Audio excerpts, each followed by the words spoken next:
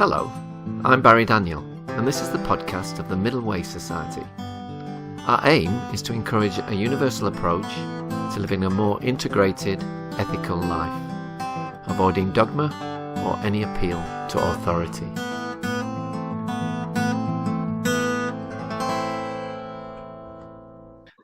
So my guest today is George Glen. George is the new chair of the Middle Way Society after taking over the role last year from the Society's founder, Robert M Ellis. He's going to talk to us today a little bit about his life and interests, how he became interested in Middle Way philosophy, as well as a range of topics from yoga and meditation to art and the joy of play, ways of seeing and value, and navigating our lives. Okay, so hello, George. Welcome to the Middle Way Society podcast. Hi there, Barry. Thank you very much for inviting me along. It's a pleasure. Well, why don't we begin, George, by you giving us a bit of an overview of your life so far? Okay, thank you. Well, I was born in Edinburgh back in 1965, so a while back now. And I grew up in a little village just south of Edinburgh. And I guess I spent a lot of my time, early years, in the countryside. I loved running around and exploring, and I was given a lot of freedom, very different to what kids tend to get nowadays from what I can see. So back then, when you had your evening meal, you were allowed to just head outside and no one asked where you were until you came back again at 9-10 o'clock at night in the summertime. So it was a wonderful experience for me. And so from a very young age, myself, either with some friends or by myself, we would go off wandering down the woods, along the river, and just explore and see what we found. And that was a real delight, both from the perspective of adventure, but also from the perspective of beauty. And I think that's where I first got my absolute love of things beautiful. Which, and what about a sense of freedom too? That it sounds a bit like my child in the sense that your parents didn't see you most of the weekend, and it for me that gave me a wonderful sense of freedom, and I feel sad at times about how that's changed in society now. Yeah, no, I completely agree with you. I mean, the mobile phone culture now obviously just didn't exist back then, so there was no way of making communication with you when you were away from the family. So yeah, it was a real sense of freedom, but also I guess it made you be a bit more independent and learn to cope with things that went wrong, because they did go wrong quite often when you were out and about. Absolutely. You either had to deal with things that you encountered in the natural environment, or if you were with friends, you had to deal with difficult situations that arose, and there was no adult there to say, well, this is what you should do. So you had to work through that, which was really quite a good learning, I think. And did you find also that the play you were involved with was a lot more perhaps unstructured than today? It was, Very much, yeah. And I think that's one thing that I really took to a lot, was this unstructured idea of play. I didn't think of it in those terms back then. It was just that's what you did. But there was certainly a lot of freedom to make things up as you went along. And you were constantly making decisions, which was quite exciting. And when, later when we were at school, and which I found quite tricky, it was much more structured environment there, and there I struggled. So maybe just that early freedom and the contrast created some difficulties for me there. So that was something that maybe played out maybe more and more through my life. When I look back on it now, that relationship between the freedoms that I had early on and then encountering structures of various types. Okay, and then after you left school, how did your life unfold from there? Yeah, well, primary school for me was a very small village school, and that was quite an interesting experience. And then we went to the nearest town for the high school, which was in a very big school. And I really struggled in the larger school scenario. But I did manage to get myself together enough so that I was able to apply to art college after school. And so that's what I did. I applied to Edinburgh College of Art, and I managed to get a place there. And so that was the next thing that I did. I opened up a new life as a student in the art college. And what was it, do you think you were particularly struggling about? Was it a sense of alienation, or the fact that you were being made to be a sort of square peg in a round hole or something? Was it, what was it? Yeah, well, I wonder if, from my early days, the freedom that I had and the love that I had for the countryside, when I was at school, especially high school, I found it quite hard to relate to a lot of my peers there, because they seemed to have other things that were much more important to them, and things like the arts or poetry, and just enjoying nature was often not something that anyone really talked about or would share that much. And so it wasn't really until I went to art college and then I started to encounter people who had, similar kind of interests and values with regard to these things, that I realised in some ways the poverty of my years at school, and partly that's maybe the reason that I found it difficult there, but it wasn't the only reason, I don't think.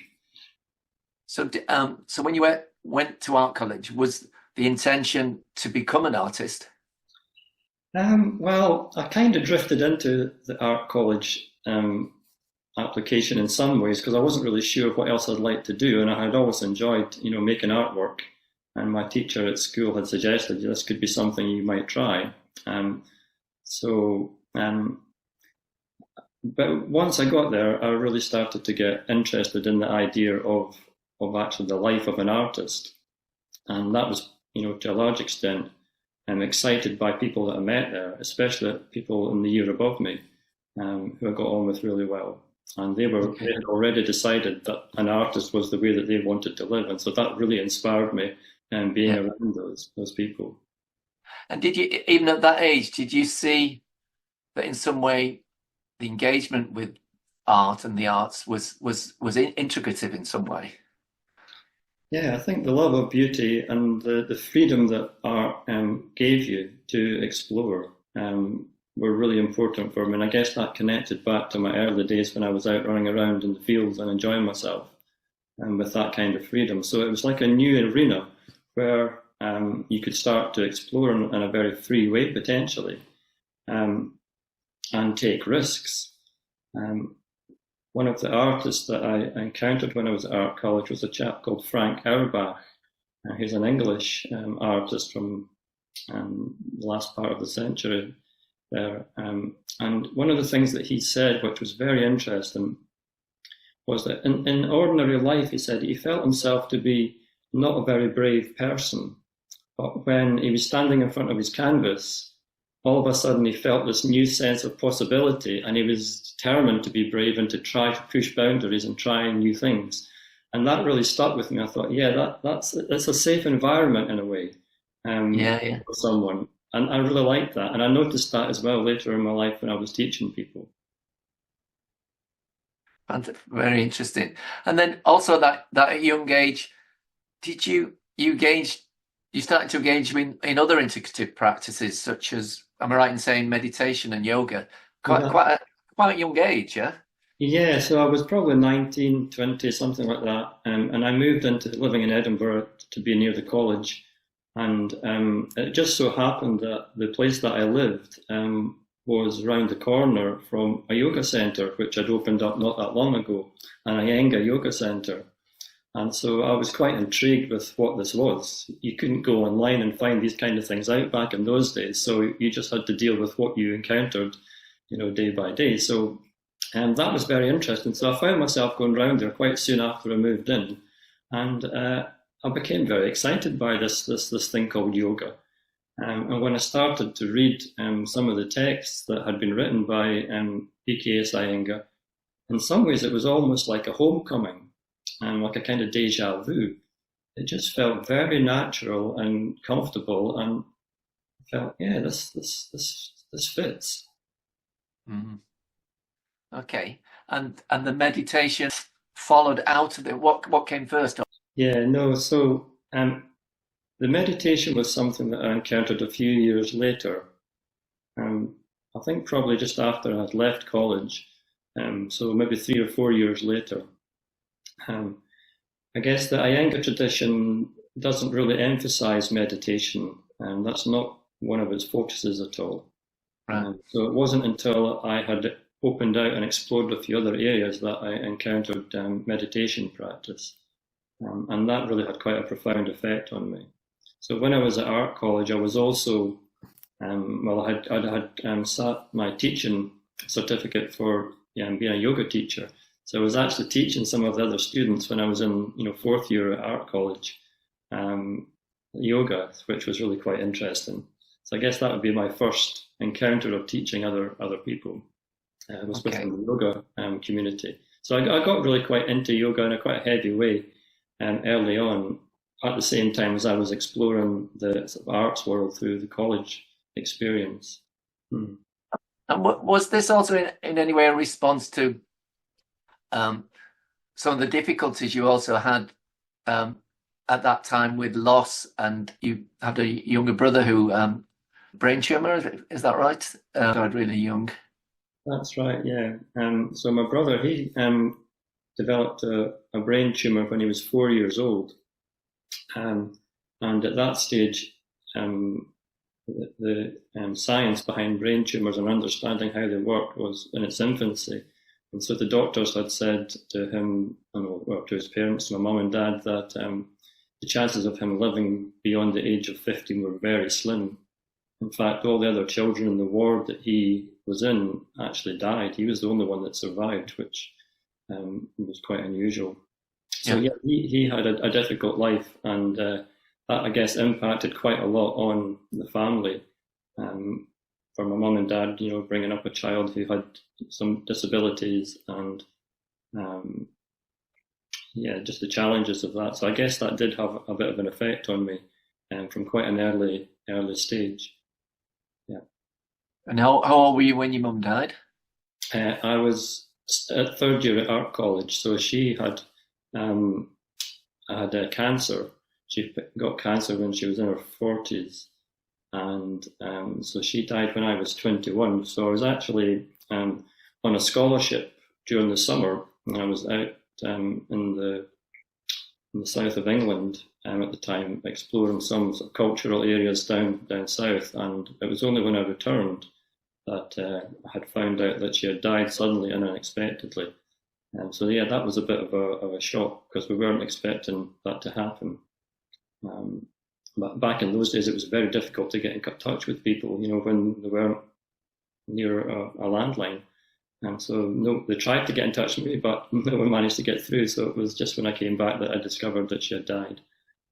So that was a big loss for me, because I got on very well with my mum, and we shared quite a lot of ways of looking at the world, you might say. And how did you process that grieving? Well, I guess it was quite hard to process it, because I was straight into the last year of college and, had to get on with that. But I think probably what happened, that underneath, I did get a little bit depressed about the whole scenario. And I guess it also brought home to me the reality that you're going to die, and people that you love are going to die. So that was quite a big thing. And I think that probably fed into my interest in exploring things like yoga and meditation and Buddhist ideas, and just the whole idea of a spiritual journey. I think that was something that I shared with my mum. And so when she died, then I think that it felt like it was important to honour that, and that was a really important thing in life to value, to place value on. And do you think the engagement with those practices helped you gain a wider perspective to an extent? I think that wider perspective took its time with me. I was rather blinkered in some ways, I have to say, looking back, and I was quite naturally a sort of argumentative person, I guess you might say, and so I had some quite narrow views about things, or quite certain views about things. But I guess gradually, these experiences did start to open things up a little bit for me. Okay. Yeah. Interesting. So what happened then after you left college? So after college, well, I had decided that I was going to have a go at, being an artist, and I was already starting to teach yoga, so I thought I could combine those things. And so I really tried to give that a go for several years. But it was quite a difficult, thing to do, and I was only partially successful. And so it meant that quite often I would have to take other jobs just to supplement my income, which I found quite difficult. And I guess it was a case of, the reality of living, surviving day to day, coming in contact or contrast with your dreams, your hopes. So there was a bit of conflict went on there for several years. Yeah. Yeah. Okay. But then you sort of fell on, you landed on your feet actually, didn't you? Could you could you tell us a bit about that? Yes, I was quite fortunate. So my best friend that I met at art college, he had gone off and done teacher training, and he went down south and taught in a school in Surrey. And in the school where he was teaching, someone had gone off to have a baby, so they needed someone to cover for them. And he rang me up and said, "Would you mind doing it? We're struggling to find someone." And it wasn't something I'd ever really thought about as being a teacher. I never saw myself really as a teacher, even although I was teaching yoga at the time. So I thought, well, I've got not much to lose here. I may as well have a go at this. So I said, yeah, I'll go for it. So I shot off on this just after the new year started, down to Surrey to have a go at teaching these kids. So it was quite a turning point, taking up a responsible job like that, full-time job. That was a big thing for me. And was that rounding experience for you, suddenly having to be responsible? Yeah, I think from a pretty young age, I had kind of pushed away responsibility, you might say, in many ways. I'd been trying to avoid it. I didn't feel like I could, cope with it. And whether that came from my early childhood and the freedoms there, I don't know. But I always had this nervousness, or you might even say fear, of taking on a responsibility that would trap me. So that was another kind of key area of conflict in my life, this difficulty between freedom and being responsible and living your life in a way that was structured. So this was a big challenge for me, but I thought, well, I'll go for it and see what happens. And it turned out that I actually loved it. I really enjoyed teaching the students down there. So it was from young students all the way up through to students that were just about to go off to university. And I had a great time. It was really good fun. And the students were really lovely. It's something similar with me. I didn't have a responsible bone in my body till I was about 25 or 26. And then it was actually my mum dying. And I spent the last sort of 3 months with her. She had cancer as well. And my dad, bless him, he just... he at the end, when she died, he just lost it a bit, and so I suddenly had to do everything, and that was a real wake up call for me. And then later in my similar to you, then I got into teaching too, and but a bit later, in my early 30s, which I did for about 20 years. But but teaching really gave me a lot of confidence. I can remember the first time I ever stood in front of a class at absolutely petrified. I'd never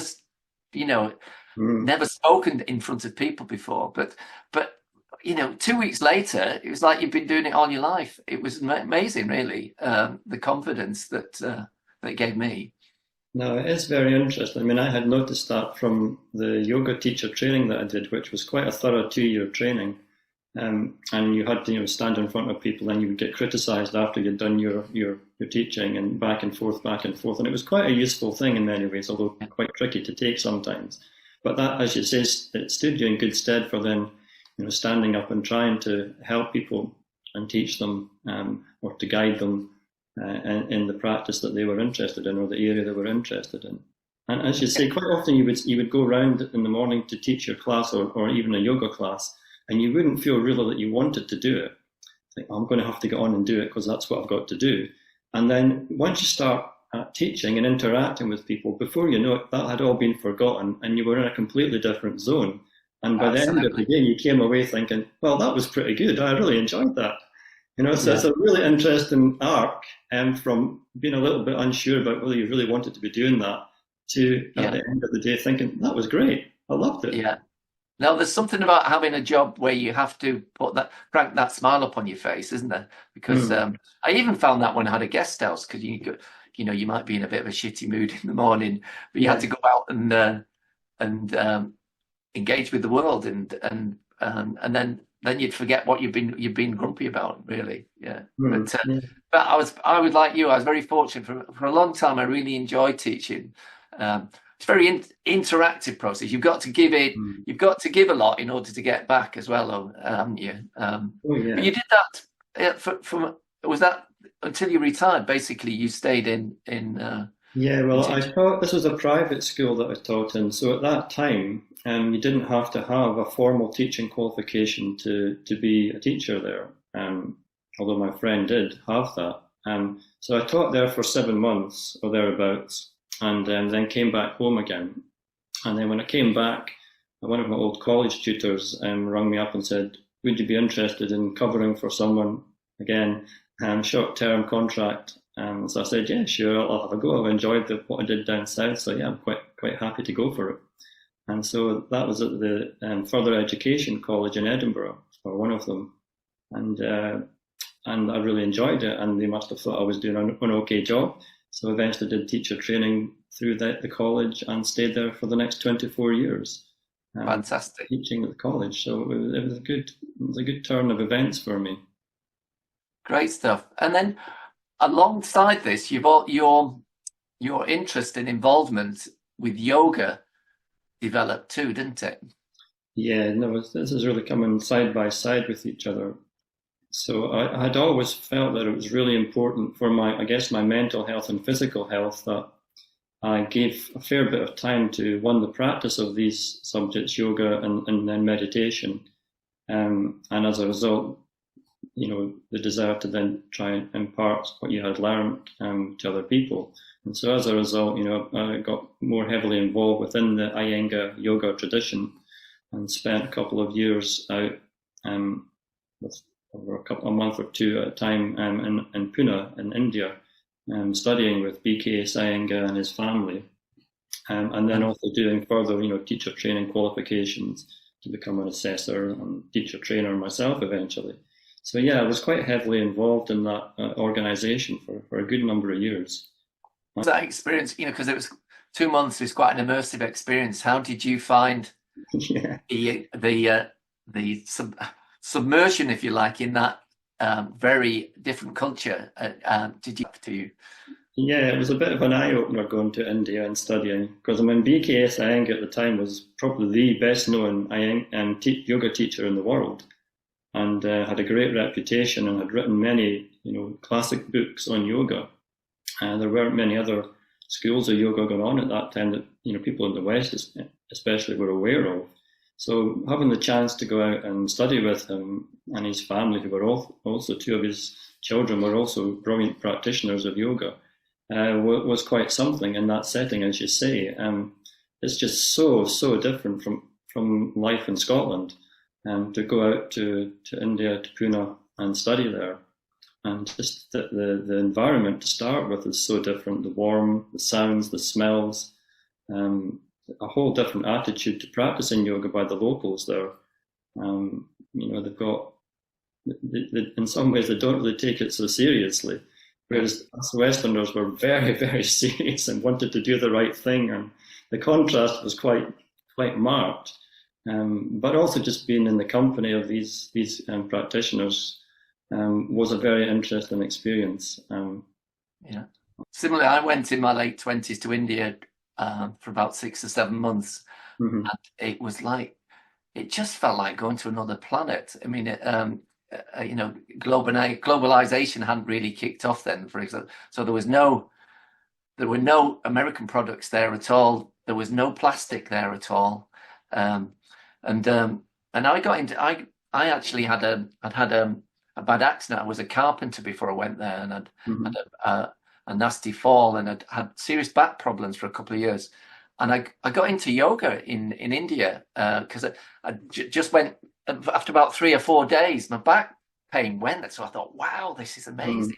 And I went to Rishikesh for a month and went on a yoga ashram, and so it was it was a really amazing experience for me. I interviewed someone a few years ago, this woman who wrote this book called The Philosophical Baby, and she talked about how babies, they don't really have confirmation bias. When new information comes along, they just accept it, and she described babies as having lantern consciousness. And as we get older, our brains get more efficient. There's lots of pruning going on, and our brains, if you like, get leaner and meaner. But we're less open to new information coming in. And she said, in the book that one couple of ways how adults can actually experience in adulthood lantern consciousness is one through meditation, and the other is travel, especially going to a place that is very, very different. And I certainly experienced lantern consciousness in India. I was just walking around, with my mouth like a gog. It's just such an assault on your senses. It was wonderful and disturbing in equal measure in many ways. Yeah, I guess especially, when I went, it was in the early 90s, and there was really not a lot of imagery or videos and things like that you could see, unlike today, where you can look at lots of things. You can get Google Maps and you can explore the street and so on where you're going to be staying. That was not possible back then. You just turned up at this place that you had no idea about, really, apart from what people had said. And as you say, it was quite amazing, the difference that people lived in this other way, this whole other approach to how to navigate your life and to where the value was placed. Yeah. What would you say were the main difference in the values of people you met there and the values that you were experiencing in your own culture at the time? Yeah, well, I guess one of the things about a situation like that is you're going to study with the guru, and he saw himself as a guru, and most of the people, especially the Indian people there, that's how they would recognize him. And so I was coming into that environment, and I guess I came with quite a lot of hopes or expectations about what might happen to me, which was probably not such a good thing to do, but I did have those. I guess I was hoping for cures to certain things or awakening experiences in some kind of way. And so I came with those kind of expectations because he was the great master and had seemingly helped many, many people. And so I was looking for that from him when I went there. But I found this fella that was, he was quite a rascal in many ways, and very, very forceful personality, and had quite a distinct attitude towards people in the West.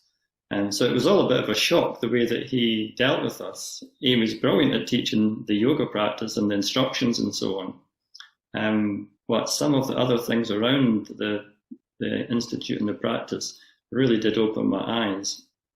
And again, that brought a kind of a conflict within myself, because I really wanted to fit in. I wanted to be part of the scene, but at the same time, I found myself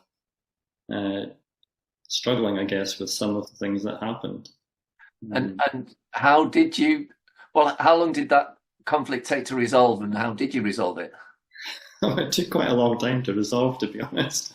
Once you're in a situation like that and you're heavily involved in, being part of it, it is difficult to extricate yourself. And so I guess it took many years for me to gradually realise that this maybe wasn't the most useful environment and approach for me going forwards. One of the things that you notice when you're out there, well, in that kind of environment anyway, is that there's a very clear hierarchy of order and discipline and expectation from people, and you're not really allowed to step out of that. And I realised that when I had experienced it, at source, as it were, it's quite a dictatorial kind of approach, although based upon a compassionate idea, but it still came across in that way at times. And then when I came back to UK and Scotland, I could see that people were imitating and copying and trying to have something of that quality themselves when they were teaching or practicing, and the way the organisation was put together. And again, it was always from best intentions, but once I had seen it for myself firsthand, then I was able to spot it when I came back. And that, I guess, further kind of sat with me in a slightly uneasy way. And so it was slow, little by little, that I realised that there was things here that weren't maybe so comfortable for me, maybe not so useful as well. Yeah. Come across the Middle Way Society and what interested in you about it? Well, I came across the Middle Way Society, I guess, at a point in my life. As I said, I'd been teaching art at college for about 24 years, and my circumstances had developed to the point where I was able to take early retirement. So I'd just done that, and then COVID, it was at the time of COVID starting.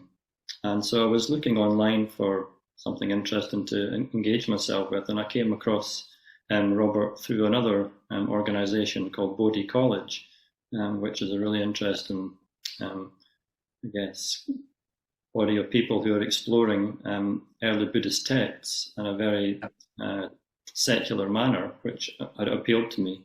And Robert was talking on one of the sessions there, and I liked what he said. So I followed that up with an email to him and got some of his books and started reading about it. And I just found that it really resonated with me, a lot of the things he was saying.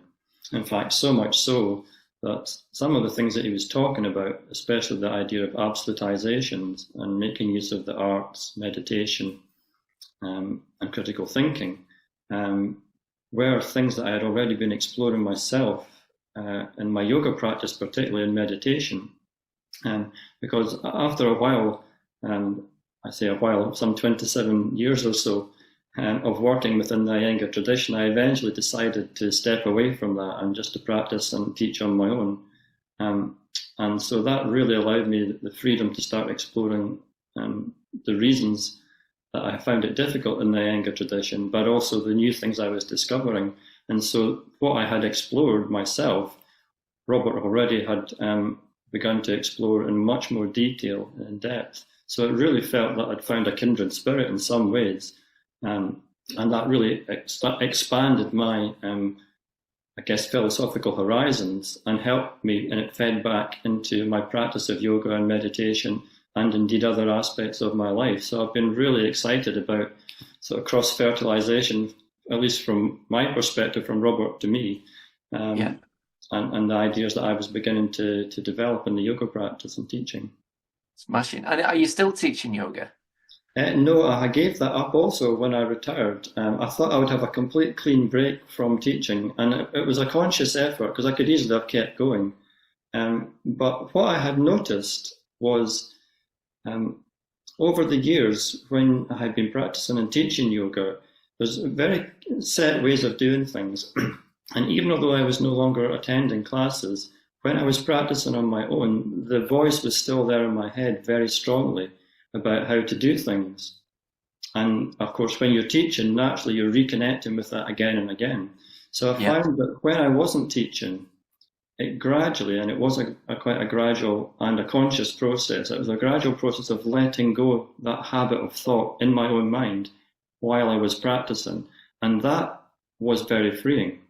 And it all, like we were talking about India and how it opens you up to unexpected things, to the unknown, and to go with the flow. And that's what I started to find within my own practice when I wasn't teaching. So it allowed me extra freedom because there was no pressure to be able to present a particular worldview, I guess, to anybody. So you could go in lots of different directions, and gradually you start to really enjoy that freedom. Interesting.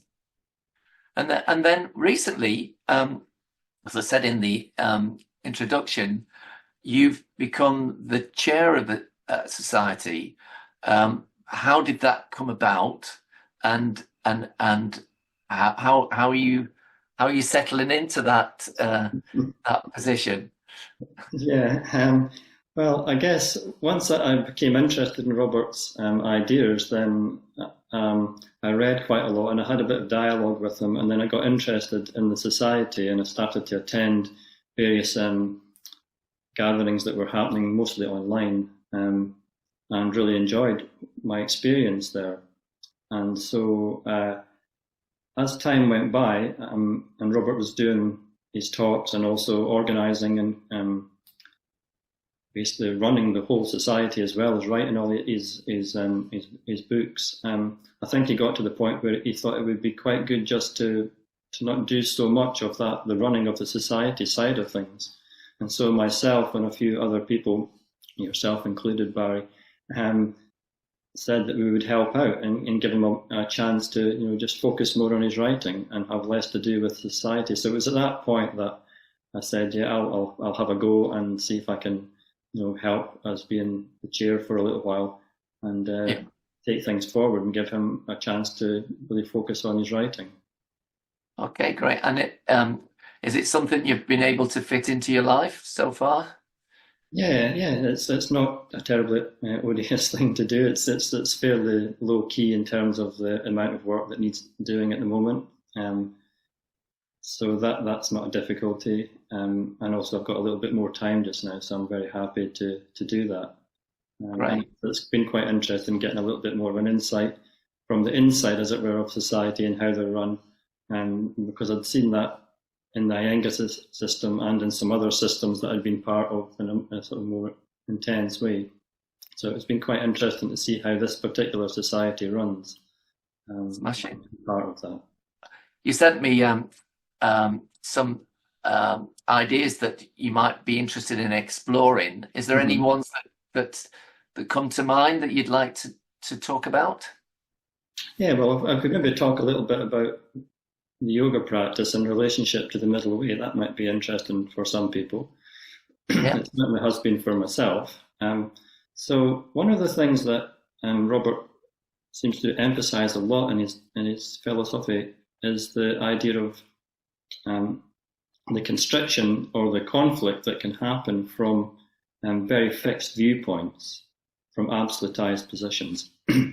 So this was something that I'd experienced firsthand, both in my own practice and actually within the society, in the Iyengar Yoga Society. So once I had left that society and was practicing, I noticed those absolute positions were still very much lodged in my mind. And so what I discovered was, and this is why Robert's teaching really resonated with me, was that when I become aware that I was caught in one of those viewpoints or positions or sets of values within a yoga practice, within a yoga pose, I had a choice. Now, usually what happens in the yoga practice or in a class is you hear an instruction and you try to enact that instruction. But what I noticed was I heard the voice in my head saying to do such and such.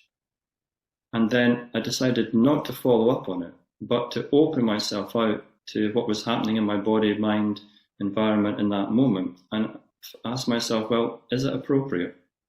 Is there an energetic quality in the body that wants to move in that particular direction that I'm, desiring or suggesting? And if there wasn't, then I would let that thought drop out of my mind and just be with the breath and see what else arose. And that was wonderful.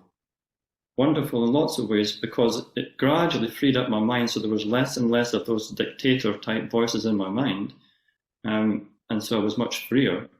But also I started to be much more compassionate to my body, to my mental states, and learning to navigate what we were talking about earlier in a way, the unknown, because you never quite know what was going to happen next. When you stop following a very clear dictate about how things should be, then you're always in a relationship with the unknown. And that gradually gets a little bit easier and actually very interesting and exciting as you go forward. So that was really fun for me. And Robert's teaching about the absolute positions, to notice them, and then how to start working with them, fed into that so nicely. It's kind of segued into it. I thought, right, that really can work here. I can use his philosophy that he's developed further and maybe apply it in different ways to my practice and to yoga practice, and indeed to teaching at some point in the future, perhaps. Yeah. Okay, I've got another question for you, actually. You mentioned a couple of authors that have been quite influential for you. One of them's J.R.R. Tolkien, and the other one's Hermann Hesse. What books in particular from Hesse have you found helpful or interesting? Yeah, well, I've read probably almost all of Hesse's work. I started reading his books again around that time when I was at college. I found him as a writer, and I loved him, absolutely loved his writing, his approach to writing, the psychological aspect to it, the relationship aspect to it that runs through so much of his work, but also, so importantly, the idea of adventure and a journey, that you're going on a journey. I absolutely loved that. Favorite books is Narcissus and Goldmund, and epitomise the dichotomy between the sort of Dionysian view of the world and the Polonian, and Goldmund, who's this impulsive, romantic adventurer, and with Narcissus is the ascetic, rational, committed, responsible person. Yeah, I was just wondering, for you, I imagine it's a book you've read. Did you gravitate to one or more of those people? And yeah, I guess I guess you could say that Narcissus and Goldmund and the characters that Hesse portrays there in some ways epitomise the kind of qualities that cause me conflict in my life. The sense of the desire for understanding and structure, and the sense of looking for freedom and adventure and something unknown happening. And I guess that book really takes those qualities and separates them into two characters, which are, extreme ends of those qualities. But in the end, of course, they have to share and help each other and show each other to make themselves more rounded beings. So, and that often happens in Hesse's books. They get pulled one way, they get pulled another way, and then eventually they find some new resolution, or you might say they find some integration. Robert's language. And I think that's where Robert's teaching is really helpful as a kind of spectrum or a way of looking at our experiences of conflict and how to navigate it. And so those books for me are wonderful examples of someone navigating and trying to find the middle way, I guess, in their lives. Yeah. Okay, so another area you'd like to explore a bit is making art and the joy of play. And also you talked about the importance for you of staying home and not needing to travel the world to live a good life. Could you tell us something about that? Yeah, thanks, Barry. So the making of art is a really wonderful opportunity, I think, for people. And I think we've touched on it a little bit already about this idea of the freedom that it can give you. And because it can be quite a safe space, then you have the confidence to try something different. And so that sense of playfulness, I think, is really central. And almost you could say it's a counter to absolutized positions, which are very opposite in some ways of play. There's no new possibilities. So this idea of play and the joy that can give most people, I think, is really important. And one of the things that I really like about the Zen tradition, particularly, and the sort of Taoist tradition, I guess you could say, is their insistence that you don't have to necessarily go off and find a most perfect environment or unusual environment for that to happen. It's possible to have that kind of life right where you are now. And you can live a fairly simple life, but you can have this element of joy and playfulness and the act of making. The act of making is so helpful for us because it gives us a sense of leaving something behind, I guess, of something to pass on to other people. Yeah. And also, once something is made, it's no longer yours anymore, so you're also receiving it in a way. And when you look back on it, you sometimes think, how did that ever happen? Did that really come through me? I made that? And so it's almost like you're seeing it for the first time as well and can have a new interaction or relationship with it. Absolutely. That makes it, again, we've crossed paths quite a lot in our lives, because I was a carpenter in my 20s, and was something that I used to love. At the end of the day, you created something tangible. You could sit back and have a look at it. And then I went into teaching for many years, and I loved the interaction with people, but I did miss that the physicality of actually creating something. And so I've come back to now. Now I repair and refurbish sash windows, and it just gives me so much pleasure. Just when I put them in and they go up and down. And there's all these little things. They're quirky, so it's there's quite an element of skill involved, and which is really satisfying.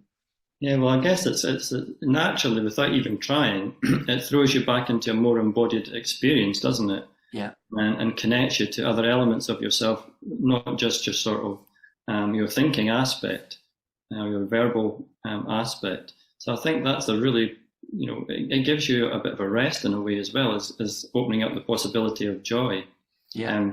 I don't know if you know about the famous Zen poet monk Ryokan, the Japanese monk. He's very famous in Japan, and he was a brilliant calligrapher, and he lived this really incredible, simple life, or fairly simple life, in a little hut on a mountainside. And he wrote these beautiful poems, and it's the poems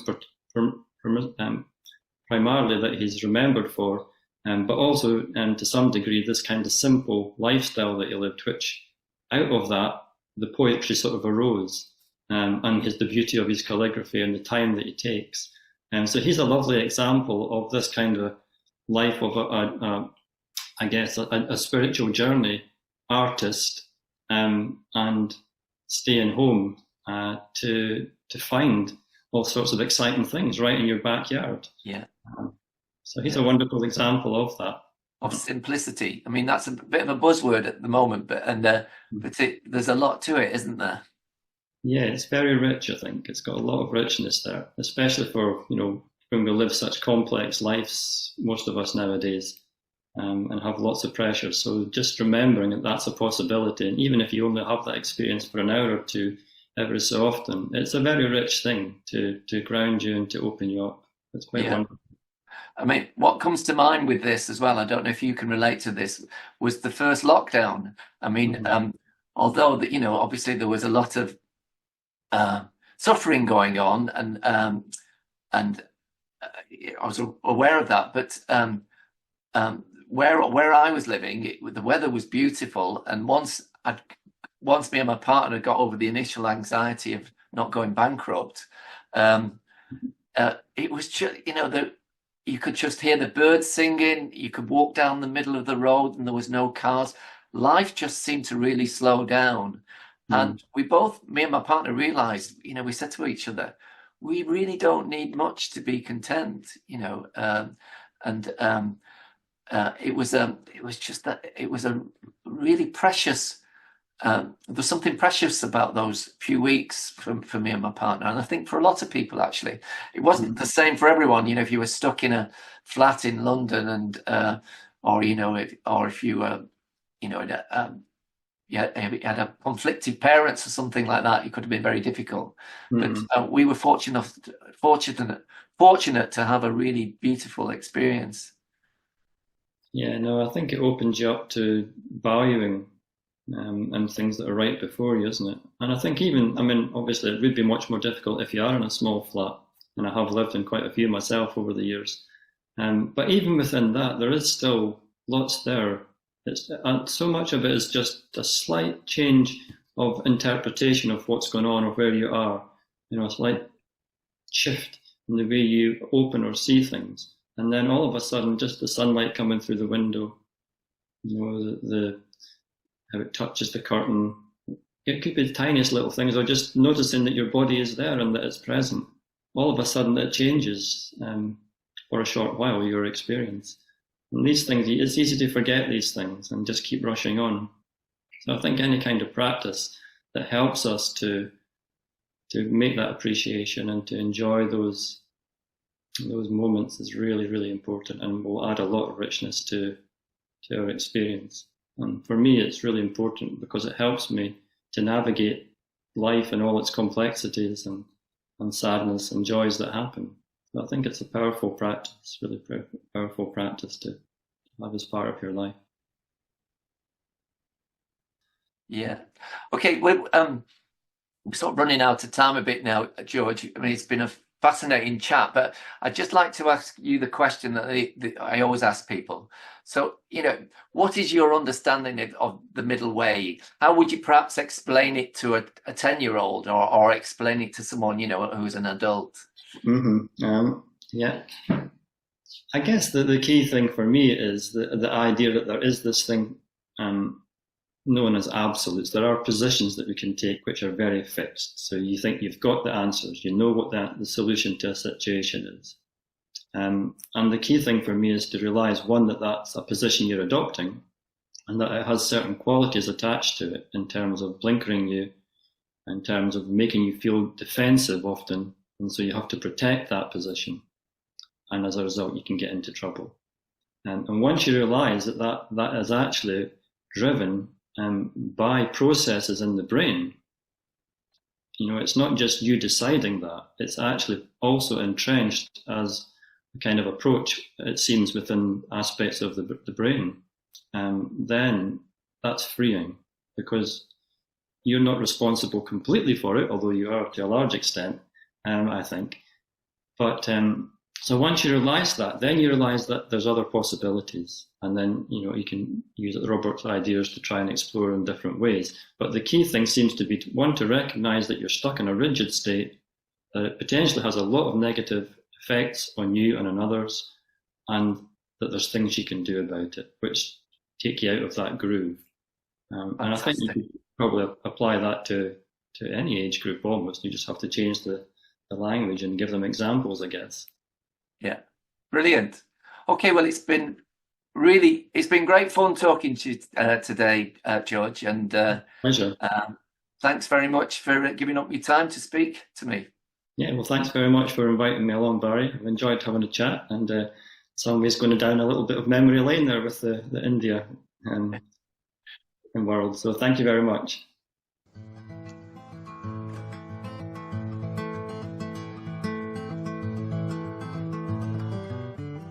You can find out more about Middle Way philosophy at www.middlewaysociety.org.